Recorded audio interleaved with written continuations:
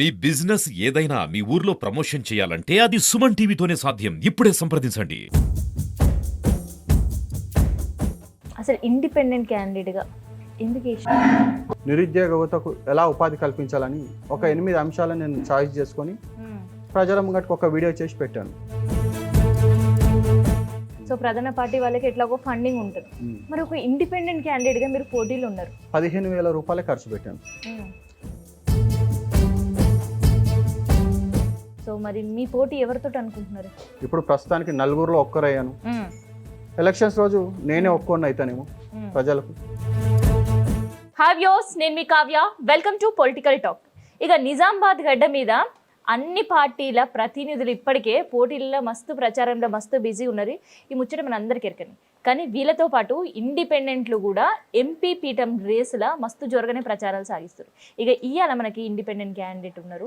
ఒక్కసారి వాళ్ళతో మాట్లాడదాం. అసలు ఎందుకు ఇండిపెండెంట్గా పోటీ చేస్తున్నారు, అసలు ఇన్ కేస్ ఎంపీ కావాలి గెలుపొందే పరిస్థితులు ఎట్లా ఉన్నాయి, అండ్ ఎంపీ అయితే ఏమేమి వాగ్దానాలు నెరవేర్చబోతున్నారు, ఇక్కడ ప్రజల ఆదరణ ఎట్లుంది, ఇట్లాంటి విషయాలన్నీ కూడా తెలుసుకుందాం. ఒక్కసారి అంతటి మాట్లాడదాం. అన్నదండలు జై హింద్ అమ్మా. మంచిగా ఉన్నారు? సూపర్ అమ్మా. ఎట్లా సాగుతుంది ప్రచారం? ప్రచారం బాగా నడుస్తుందమ్మా. ప్రచారం చాలా బాగా నడుస్తుందమ్మా.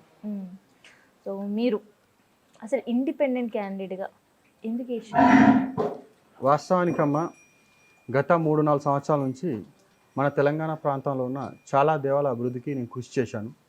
అందులో భాగంగా ఒక 1600 ప్రాచీన దేవాలయాలు శిథిలావస్థకు చేరుకున్నాయి. వాటిని అభివృద్ధి చేయాలని చాలా మటుకు కేంద్ర రాష్ట్ర ప్రభుత్వాలకు నేను ఎన్నోసార్లు వినతి పత్రాలు పెట్టుకున్నాను, కానీ స్పందించలేదు. ఎంపీగా నామినేషన్ వేసి ఈ 1600 దేవాలయాలు నేను గుర్తించినవి, అవి కాక ఇంకా ఏమైనా ఉంటే వాటిని కూడా అభివృద్ధి చేయడానికి ప్రజల మధ్యలకు ప్రభుత్వాల మధ్యలకు తీసుకుపోవాలనే అంశంతో నేను ఇండిపెండెంట్గా నామినేషన్ వేసాను. అయితే మీరు ఇప్పుడు చెప్పారు 1600 గుళ్ళు చూసినాను నేను, అది శిథిలావస్థలు ఉన్నాయని. మరి మనకి ఎండోమెంట్ ఉంది కదా, దేవాదాయ శాఖ ఉంది, లేదు ఇంకా పురావస్తు శాఖ అంటే మనకి హెరిటేజ్ డిపార్ట్మెంట్ ఉంది. ఇప్పటికే వాటి అండర్లో చాలా దేవాలయాలు పరిరక్షణ చేస్తున్నారు, దాంతోపాటు హెరిటేజ్కి సంబంధించిన పరిరక్షణ జరుగుతుంది. సో మీరు ఇప్పటి వరకు ఉన్న దేవాలయాలు ఎప్పుడైనా అలా వరకు తీసుకెళ్లే ప్రయత్నం చేసిండ్రా? అవునమ్మా, ఎండోమెంట్ డిపార్ట్మెంట్ వారి దృష్టికి నేను చాలా దేవాలయాలు తీసుకెళ్లాను. గత గవర్నమెంట్లో ముఖ్యమంత్రి గారి దృష్టికి తీసుకెళ్లాను, ఈవెన్ రాష్ట్రపతి గారి దృష్టికి కూడా తీసుకెళ్లాను. అయితే ప్రజల దృష్టి తీసుకెళ్ళలేకపోయాను. ఇలా మన దేవాలయాలు శిథిలావస్థలో ఉన్నాయి, వీటిని అభివృద్ధి చేసుకోవాలా.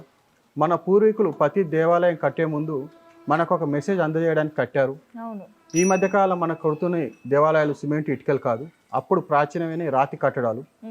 నలంద విశ్వవిద్యాలయం ఎప్పుడైతే మనం కోల్పోయామో దాడులలో, మన పూర్వీకులు ముందే ఇట్లాంటి దాడులు జరిగి నలంద విశ్వవిద్యాలయం కూలిపోతుందని, అలాగే దాంట్లో ఉన్న సంపద కాలబెట్టగలుగుతాని గ్రహించి అనేక దేవాలయాలు కట్టేటప్పుడే ఆ జ్ఞానాన్ని మొత్తం దేవాలయాల పైన శిలాపలకాల పైన రాశారు. ఆ మెటీరియల్ అంతా గ్యాదర్ చేసుకునే అవకాశం మనకు ఉంది అని నేను చాలా మటుకు, ఇదే కాదు తెలంగాణ రాష్ట్రం అని కాదు, భారతదేశంలో ఉన్న ప్రాచీన దేవాలయాలన్నీ సందర్శించాను 2 times నాకు తెలిసినంత మటుకు. సో ఇవన్నీ నేను కేంద్ర ప్రభుత్వం దృష్టికి కూడా తీసుకెళ్ళాను, కానీ అక్కడ నుంచి ఎలాంటి స్పందన రాలేదు, ఏమీ లేదు. అయితే ఎంపీగా నామినేషన్ వేసి మళ్ళీ ప్రజల దృష్టికి తీసుకెళ్దామని ఆలోచనతోనే వేశాను. కానీ ఎలక్షన్ గైడ్ లైన్లు ఏమొచ్చిందంటే, దేవాలయాల దగ్గరికి వెళ్ళి దేవాలయాల ముంగట ఉండి మనం ఏది కూడా ప్రజలకు హామీలు ఇవ్వకూడదు అని చెప్పేసి ఎలక్షన్ గైడ్ లైన్లో ఉంది. సో నేను నామినేషన్ వేసి కూడా అయ్యో పొరపాటు జరిగిపోయింది, నామినేషన్ వేసి వేస్ట్ అయిపోయింది అనుకున్నాను. అనుకోకుండా తర్వాత ఏం జరిగిందంటే, గత 2 సంవత్సరాల నుంచి నేను చేస్తున్న సోషల్ వర్క్స్ ప్రజలు ఆదరించారు కావాలంగా, అనుకోకుండానే నేను ప్రధాన అభ్యర్థితో పోటీలో భాగమైపోయాను. నేను ఆశించేసింది కాదు, దేవాలయాలకు సేవ ఎలా చేసుకోవాలి, గోమాతలను ఎలా రక్షించుకోవాలి, అలాగే చాలా మటుకు గల్ఫ్ బాధితులు ఉన్నారు, వాళ్ళు ఇక్కడ నుంచి పొట్ట చేత పట్టుకొని వెళ్ళారు, మళ్ళీ అక్కడ నష్టపోయి ఇక్కడికి వచ్చినాక వాళ్ళకి ఎలాంటి ఆధారం లేదు, మానసికంగా సంఘర్షణతో చెంది ఆత్మహత్యలు చేసుకుంటారు, వాళ్ళని ఎలా కాపాడుకోవాలి, నిరుద్యోగ యువతకు ఎలా ఉపాధి కల్పించాలని ఒక 8 అంశాలను నేను చాయిస్ చేసుకొని ప్రజల ముంగటికి ఒక వీడియో చేసి పెట్టాను. ఆ అంశం ప్రజలకు చాలా బాగా నచ్చింది. దాదాపు నేను చేసిన ఒక్క వీడియోని 15 లక్షల పైన మంది చూశారు, 10,000 మంది పైన షేర్ చేసుకున్నారు. అనుకోకుండానే చాలా మంది ఫోన్ చేసి కంగ్రాచులేషన్, పార్టీలు సపోర్ట్ చేయకపోయినా వ్యక్తిగతంగా మేము సపోర్ట్ చేస్తామని ప్రజల నుంచి స్పందన వచ్చిందమ్మా. ఇక పార్టీలు ప్రచారాలు అన్ని అంటే పైసలతో కూడుకున్నాయి. సో ప్రధాన పార్టీ వాళ్ళకి ఎట్లాగో ఫండింగ్ ఉంటుంది, మరి ఒక ఇండిపెండెంట్ క్యాండిడేట్గా మీరు పోటీలు ఉన్నారు. ఎట్లా నడుస్తుంది ఈ ప్రచారం మీది? అమ్మ ఇప్పటివరకు నేను కేవలం 15,000 రూపాయలే ఖర్చు పెట్టాను. ఉమ్, అది కూడా ఎలా అంటే ప్రజలకు ప్లాస్టిక్ వాడడం వలన చాలా అనారోగ్యాలు వస్తున్నాయి, పర్యావరణం నష్టపోతుంది. ఉమ్, మనం వాడి పాడేసిన తర్వాత అందులో కొంచెం ఆహార పదార్థం ఉండడం, మూగజీవాలు తిని అవిటికి కూడా ఆరోగ్యం పాడే చనిపోతున్నాయి. ఉమ్, ప్లాస్టిక్ వాడకండి. ఉమ్, ఇలాంటి మొక్కజొన్నతో పాలతో తయారు చేసిన ఐఎమ్ నాట్ ప్లాస్టిక్ అనే కవర్స్ వస్తున్నాయి, వాడండి అని ఉమ్, నేను ఏదైతే సిద్ధాంతాలు అనుకున్నానో వాటిని హామీలుగా మలుచుకొని వీటిపైన ప్రింట్ చేపించి ప్రజల మధ్యకి వెళ్ళాను. ఉమ్, ఇది కూడా అనుకోకుండా ఉమ్. ఈ ప్రచారం కూడా వినూత్నంగా ఉండేవాళ్ళకంటే ప్రజలు చాలా ఆదరించారు. ఇగో ఈడైతే చూస్తున్నాం, మీరు మీ పార్టీ గుర్తు కొత్తకొండ శక్తి ప్రసాదం రాసుడు, ఇవన్నీ ఏంది మీరు? నేను అనుకున్న సిద్ధాంతాలు హామీలుగా ఇవన్నీ మీరు ప్రజలకు ఇచ్చే హామీలు. అసలు ఇట్లాంటి ఆలోచన ఎట్లా వచ్చింది మీకు? నేను ఆవుల పట్ల గత 10 సంవత్సరాల నుంచి బాగా ఆసక్తి ఉన్న వ్యక్తిని. ఆవులు చనిపోయినాక చాలా అంత్యక్రియ కార్యక్రమాల్లో నేను ఉన్నాను. అయితే ఒక ఆవును నేను పూచి పెట్టిన తర్వాత మనకు ఆవులకు శ్మశాన వాటిక లేదు. మళ్ళీ ఒక 6 నెలలకో 7 నెలలతో మళ్ళీ ఇంకొక ఆవు చనిపోతే పూడ్చడానికి తీస్తాం కదా. ఆవు మొత్తం కలేబరం కరిగిపోయినప్పటికీ అందులో ఉన్న ప్లాస్టిక్ కరగలేదు. అయితే ఆవు చావడానికి ప్రధాన కారణం ఏంటంటే తిన్న ప్లాస్టిక్ కరగకపోవడం వల్ల. చాలా నేను ఆలోచించి ప్లాస్టిక్ ఏమి అనుకూలంగా ఉంది, దానికి ఆల్టర్నేట్ ఏముందని ఆలోచిస్తే ఐఎమ్ నాట్ ప్లాస్టిక్ అని ధరణి గ్రీన్ బయో ప్రైవేట్ లిమిటెడ్ వాళ్ళు తయారు చేస్తున్నారని తెలిసింది. వాళ్ళని కలిసి ఇట్లాంటి క్యారీ బ్యాగులు మార్కెట్లో ఇంట్రడ్యూస్ చేద్దామని చెప్పాను. వాళ్ళు ఏమని చెప్పారంటే ఇలా విత్తనాలు కూడా పెట్టుకోవచ్చు అన్న, ఇది వాడి పాడేసిన తర్వాత మీరు ఏ విత్తనం అయితే పెడతారో ఆ చెట్టుగా మొలుస్తుందని చెప్పారు. నేను ఇందులో తులసి విత్తనాలు పెట్టించాను. అంటే ఈ ప్రచారంలో భాగంగా నేను కూడా ఒక 10,000 తులసి చెట్లు నాటినట్టే. అంతే, ఎక్కడ వాడేసినా అక్కడ ఒక తులసి చెట్టు మొలుస్తుంది. పొరపాటున ఆవులు తిన్నా 4 గంటల లోపల అరిగిపోతుంది. ఆవుకి ఎలాంటి ప్రాబ్లం జరగదు, ఎలాంటి హాని జరగదు. అయితే ఇప్పుడు మస్తు రోజుల సందే మీరు నిజామాబాద్ లో మొత్తం తిరుగుతున్నారు ప్రచారంలో భాగంగా. అవునమ్మా. జనాలు మీకు ఎట్లాంటి సమస్యలు మీతో షేర్ చేసుకుంటున్నారు? జనాలు నేను ఇప్పుడు ఈ 2 రోజులలో గమనించింది ఏంటంటే అమ్మా, మారుమూల గ్రామాలు తండాలకు వెళ్ళినప్పుడు అక్కడ ఉన్న పేద ప్రజలు కానీ మధ్యతరగతి ప్రజలు కానీ వారికి ఆరోగ్య పరిస్థితి బాగాలేకపోతే ఏ డాక్టర్ని కలవాలని వారికి తెలియదు. ప్రభుత్వాలు కూడా ఎక్కడ కౌన్సిలింగ్ సెంటర్లు కానీ హెల్త్ సెంటర్లు కానీ పెట్టలేదు. వాళ్ళు ఎక్కడికి వెళ్ళాలో తెలియక సరైన డాక్టర్ దగ్గరికి వెళ్తలేరు. ఇది నేను చాలా గమనించాను. మళ్ళీ ఏ వైద్యానికి ఎంత ఖర్చు అవుతో తెలియక కూడా ఇంట్లో నుంచి బయటకు వెళ్తలేరు. ఎందుకంటే ఎంత ఖర్చు అవుతుందో హాస్పిటల్కి పోతే పానాల మీదకి వచ్చినాక కూడా వాళ్ళు బయటకు వెళ్ళట్లేదు. ఈ సమస్యని నేను 2 రోజులలో గమనించాను. ఎలక్షన్ అనంతరం నేను ఈ గమనించిన సమస్యకు ఒక కాల్ సెంటర్ ఏర్పాటు చేసి పేద ప్రజలు ఎవరున్నా కానీ మీకు ఎలాంటి ఆరోగ్య సమస్య ఉంది వాటిని మాకు చెప్పండి, ఏ హాస్పిటల్లో తక్కువ అవుతుంది, ఏ డాక్టర్ మీకు మంచి ట్రీట్మెంట్ అందేస్తారని వాళ్ళకి ఇన్ఫర్మేషన్ ఒక కాల్ సెంటర్ ఏర్పాటు చేయాలనుకుంటున్నాను. ఇది 2-3 రోజులలో నేను గమనించింది. ఓకే, సో మరి ఇప్పుడు హేమీ పోరు జరుగుతుంది నిజామాబాద్ గడ్డ మీద. అవునమ్మా. అది మీకు కూడా ఎరకనే. అవునమ్మా. సో మరి మీ పోటీ ఎవరితో అనుకుంటున్నారు? నేను పోటీ ఎవరితో లేనమ్మా. నేను ఎవరిని పెద్దవాళ్ళని చేయలేను, ఎవరిని చిన్నవాళ్ళని చేయలేను. నేను నామినేషన్ వేసిన సిద్ధాంతం ఏంటంటే మా దేవాలయాలు మన సంస్కృతి మన సాంప్రదాయం కాపాడడానికి ఒక అంశాన్ని ప్రజల మందికి తీసుకెళ్ళాలి అని వేశాను. నాకు తెలియకుండానే 29 మందిలో ఒక్కరున్నా నేను నామినేషన్ వేసిన వారు 29 మంది ఉన్నారు. అందులో ఒక్కరిగా ఉన్న నేను ఇప్పుడు ప్రధాన పార్టీలకు సమానంగా పోటీదారునయ్యాను. ఇంకా ముందుకెళ్ళినాక ఇంకా 3 రోజులు 4 రోజులు ఉంది. అంతా ఏడుకొండల వారి దయ, రాముల వారి దయ, లక్ష్మీ నరసింహ వారి దయ చూద్దాం. 4 రోజుల్లో జరగబోయేటి ఎన్నో మార్పులు ఉంటాయి. ఇప్పుడు ప్రస్తుతానికి 4గురిలో ఒక్కరయ్యాను. ఎలక్షన్స్ రోజు నేనే ఒక్కరిని అవుతానేమో ప్రజలకు, చూద్దాం. ఎంత మెజారిటీ వస్తుందని అనుకుంటున్నారు? ఎందుకంటే ప్రచారంలో తిరుగుతున్నారు, ప్రజల నుంచి రెస్పాన్స్ వస్తుంది అని అంటున్నారు. దాదాపు ఎంత మెజారిటీ వస్తుందని మీరు ఎక్స్పెక్ట్ చేస్తున్నారు? అమ్మ ప్రస్తుతానికి ఒక ప్రధాన అభ్యర్థి గెలుస్తారు అని చెప్పేసి అంటుర్రు. అయితే అతని మీద ప్రజల మీద అతని వ్యవహారం పైన ప్రజలకు చాలా వ్యతిరేకత ఉంది. అయినప్పటికీ పార్టీ సిద్ధాంతాల పట్ల ఆసక్తి ఉన్నారు ప్రజలు. నేను కూడా అలాంటి సిద్ధాంతాలతో ఉన్నాను గమలంగా. అయితే అతను గెలుస్తారు లేదా మీరు గెలుస్తారు, ఎవరు గెలిచినా మాకు సమ్మతమే, ఇబ్బంది ఏం లేదు. మీరు గెలిస్తే మేము ఆనందపడతామని చెప్పారు. అలా ఒకవేళ జరిగితే మటుకు దాదాపు 1,00,000 నుంచి 1,50,000 మెజార్టీ రావచ్చు. వస్తుంది మీకు? అవునమ్మా. మరి ఆఖరిగా నిజామాబాద్ ప్రజలకి నిజామాబాద్ గడ్డ నుండి ఏం విజ్ఞప్తి చేయాలనుకుంటున్నారు? అమ్మ విజ్ఞప్తి అంటే నిజామాబాద్ పార్లమెంట్ ప్రజలకు నేను తెలియజేసేది ఒకటే, అనేక నూతన సిద్ధాంతాలతోని అనేక లక్ష్యాలతోని రాజకీయ జీవితంలోకి మొదటి అడిగేశాను. అనుకోకుండానే మొట్టమొదటిసారి నిజామాబాద్ పార్లమెంట్ ఎంపీ అభ్యర్థిగా పోటీ చేస్తున్నాను. ప్రజలు ఇంతగా ఆదరిస్తారని నేను అనుకోలేదు. ఆదరించిన అదే మనసుతోని ముందుకెళ్ళి సీరియల్ నంబర్ 15 క్రేన్ గుర్తుపైన ఓటేసి నన్ను ఆశీర్వదించాలని, పార్లమెంట్ సాక్షిగా ఇక్కడ తెలంగాణలో ఉన్న ప్రత్యేక పరిస్థితులకు కొత్త నూతన చట్టాలు అవసరం ఉన్నాయి. గతంలో తెలంగాణ ప్రాంతం నుంచి ఎంపీగా వ్యవహరించిన చాలామంది ఎంపీలు తెలంగాణ ప్రాంతానికి ఎలాంటి చట్టాలు తీసుకురాలేదు. చూసుకోండి మీరు పార్లమెంట్ సాక్షిగా గత 45 సంవత్సరాల నుంచి తెలంగాణకు సంబంధించి తెలంగాణ విభజన చట్టం ఒకటే ఏర్పడింది తప్పించి కొత్త చట్టం ఏం రాలేదు. ఆ విభజన చట్టానికి సంబంధించిన హామీలు కూడా మనకు అమలుపరచలేదు ఇంతవరకు. మన ఎంపీలు అక్కడ మాట్లాడడంలో పూర్తిగా వైఫల్యం చెందారు. ఒక్కసారి ప్రజలు నన్ను అవకాశం ఇచ్చి ఆదరిస్తే ఖచ్చితంగా తెలంగాణ విభజన చట్టం హామీలు అమలుపరుస్తాను. గోమాతను రక్షించుకోవడానికి నూతన చట్టాలు ఏర్పాటు చేస్తాను. అలాగే మన ప్రాచీన దేవాలయాలు, ప్రాచీనమైన కట్టడాలను కాపాడుకోవడానికి పూర్తి స్థాయిలో కృషి చేస్తాను. అలాగే కేంద్రంలో ఒక చట్టం ఉంది, ఇది మన బీడీ కార్మికులకు తెలియదు. కార్మిక హక్కు చట్టం ప్రతి ఒక్కరికి ఒకటే. కానీ ఇక్కడ తెలంగాణలో ఒక వింత ఏం జరిగిందంటే కేసీఆర్ గారు కార్మికులకు, బీడీ కార్మికులకు కొత్త పెన్షన్లు ఇస్తామని తెలంగాణ గవర్నమెంట్ ఏర్పడినాక ఇచ్చారు 2014. అప్పుడు కొత్త బీడీ కార్డులు ఉన్న ప్రతి వారికి పెన్షన్లు వచ్చాయి.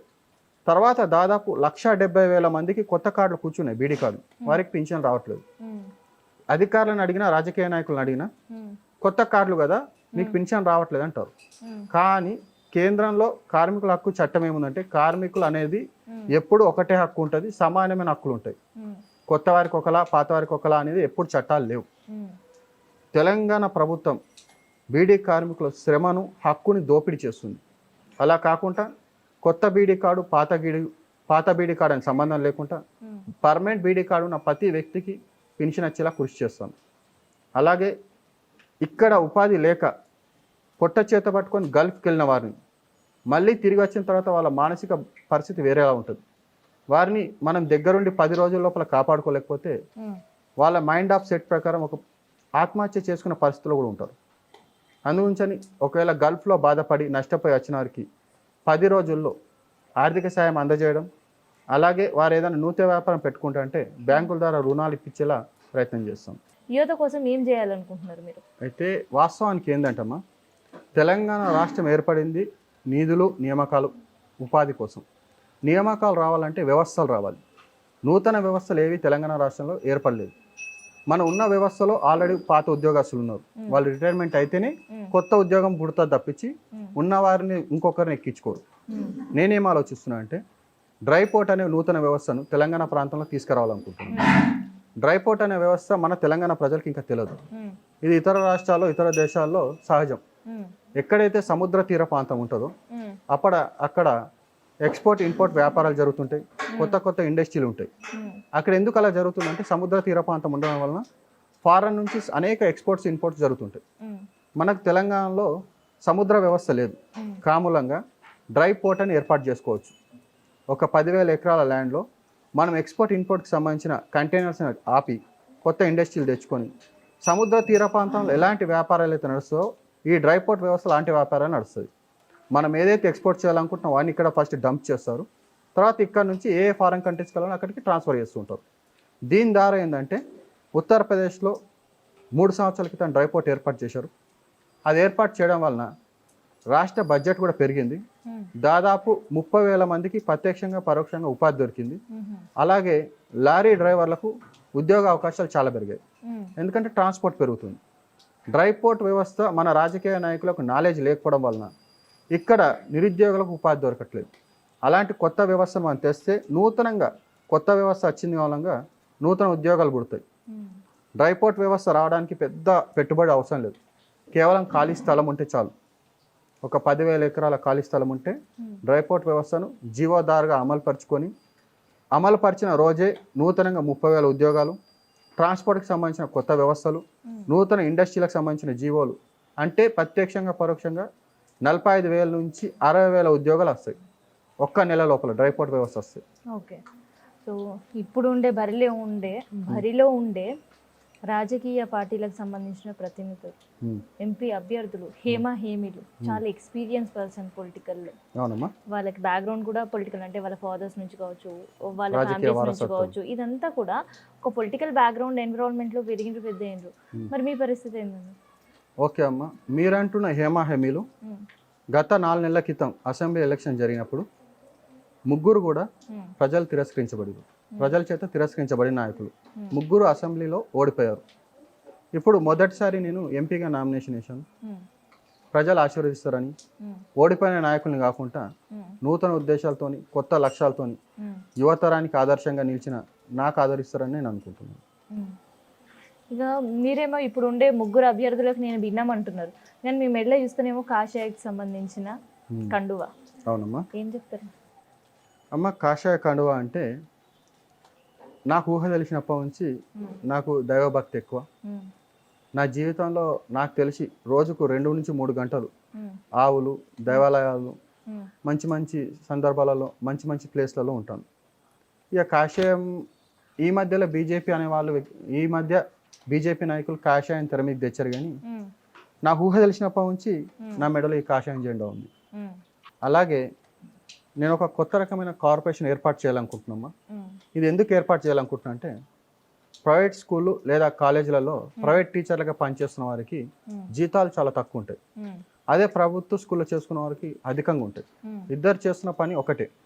అలా అని నేను గవర్నమెంట్ టీచర్లను వ్యతిరేకిస్తలేను. ప్రైవేట్ టీచర్లుగా పనిచేస్తున్న వారికి అవకాశాలు పెంచాలి. అయితే ప్రైవేట్ స్కూళ్ళు, కాలేజీలు ఎవరైతే నడుపుతున్నారో వాళ్ళు ప్రభుత్వానికి భారీ ఎత్తున ట్యాక్స్ రూపంలో డబ్బులు చెల్లిస్తారు. అందులో నుంచి కొంత భాగం ప్రైవేట్ స్కూళ్ళల్లో టీచర్లుగా పనిచేస్తున్న వారికి ఖర్చు పెట్టడం తప్పు కాదు. అందుగురించి ప్రైవేట్ స్కూళ్ళ టీచర్ల అభివృద్ధి కోసమని ప్రత్యేకమైన ప్రైవేట్ టీచర్ల కార్పొరేషన్ ఏర్పాటు చేద్దామని అనుకుంటున్నాను. ఇది ఏర్పాటు చేయడం వలన ప్రైవేట్ టీచర్లుగా పనిచేస్తున్న వారి ప్రతి ఒక్క కుటుంబానికి ఏదైనా కష్టం జరిగినప్పుడు ఈ కార్పొరేషన్కి సంబంధించిన అధికారులు వారిని సాయం చేస్తారు. అలాగే మన రాష్ట్రంలో, తెలంగాణ రాష్ట్రం కేవలం నేను చెప్తుంది, 2,30,000 మంది ప్రైవేట్ టీచర్లు ఉన్నట్టుగా నేను గుర్తించాను. వీరందరికీ ప్రతి నెల 12 నుంచి 15,000 రూపాయల గౌరవ వేతనం ఇచ్చే అవకాశం ఉంటుంది కార్పొరేషన్ ఏర్పడితే. గత ఏడాది ఎన్నికలు చూస్తే అవునమ్మా, రైతుల చుట్టే తిరిగింది రాజకీయం మొత్తం. అవునమ్మా. ఇప్పుడు కూడా ఇంకా వదలట్లే, ఒక్కొక్కరు ఒక్కొక్క హామీలు ఇస్తున్నారు రైతుల కోసం. మరి మీ ఆలోచన ఏంది రైతులకు సంబంధించి? అమ్మ, మీరు చెప్పిన దాంట్లో ఒక విషయం వాస్తవం. ఇప్పుడున్న రాజకీయ వ్యవస్థలో హామీలు ఇవ్వడమే కానీ అమలు పరచడం లేదు. అయితే రైతుల చుట్టే వ్యవహారం ఎందుకు నడుపుతారంటే, మన రాష్ట్రంలో దాదాపు 60 లక్షల మంది రైతులు ఉన్నారు. ఇది ఎలా తెలుసు అంటే, మనం రైతు బంధు పథకం ఇస్తున్నాం కారణంగా 63 లక్షల మంది రైతులకు అందుతుందని ఆలోచన ప్రకారం చెప్తున్నాం. 63 లక్షల కుటుంబాలు బాగుపడాలనే ఆలోచన కన్నా వాళ్ళు ఓట్లు వేసుకోవాలనే ఆలోచన ఈ పార్టీలకు ఎక్కువ ఉంది. ఈ 63 లక్షల కుటుంబాల 63 లక్షల రైతు కుటుంబాలు బాగుపడాలంటే రైతులు పండిస్తున్న ప్రతి పంటకు ప్రాసెసింగ్ యూనిట్ ఏర్పడాలి. ప్రాసెసింగ్ యూనిట్ అనే వ్యవస్థ మన వాళ్ళకు కొత్త, కానీ మన పూర్వీకులకు పాతది. మన పూర్వీకులు పల్లి పండించే రైతులకు 3 ఆప్షన్స్ ఇచ్చారు సంపాదించుకోవడానికి. పల్లిని పండించి నేరుగా అమ్ముకోవచ్చు మార్కెట్లో. అలాగే గానిగల దగ్గరికి వెళ్ళి పల్లి నూనెను తీసుకొని నూనె వ్యాపారం చేసుకోవచ్చు. నూనె తీసిన తర్వాత అందుకంచి పల్లి పిండి వస్తుంది, అది ఆవులకు కానీ బర్రెలకు కానీ ఆహారం కింద పెట్టుకోవడానికి మళ్ళీ అమ్ముకోవచ్చు. ఇలా 3 వ్యవస్థలు ఒక పల్లి మీద ఆదాయం సంపాదించుకోవడానికి మన పూర్వీకులు చూపించిన దారి. అలా పత్తి పంట మీద అనేక దారులు ఉంటాయి. చెరుకు రైతులకు చెరుకు సపరేట్ అమ్ముకోవచ్చు, అందులో నుంచి వేరే పదార్థాలు వేరే అమ్ముకోవచ్చు. అలాగే అరటి పండ్ల రైతులు ఉంటారు. పండ్లు కాయలు అమ్ముతున్న తప్పించి దాని ఆకులను అమ్ముకునే విధానం తెలియదు. దాంట్లో గుజ్జు ఉంటుంది, దాన్ని అమ్ముకునే విధానం తెలియదు. అట్లా పత్తి పంటలో 3 నుంచి 4 రకాలుగా ప్రాసెసింగ్ చేసుకొని రైతులు అధికంగా లాభాలు సంపాదించుకునే అవకాశం ఉన్నా రైతులకు అవగాహన కల్పించట్లేదు ప్రభుత్వం. అందుగురించి ప్రాసెసింగ్ యూనిట్లు ఏర్పాటు చేసి రైతులందరికీ 3-4 రకాలుగా ఆదాయం వచ్చేలా ప్రయత్నం చేస్తాం.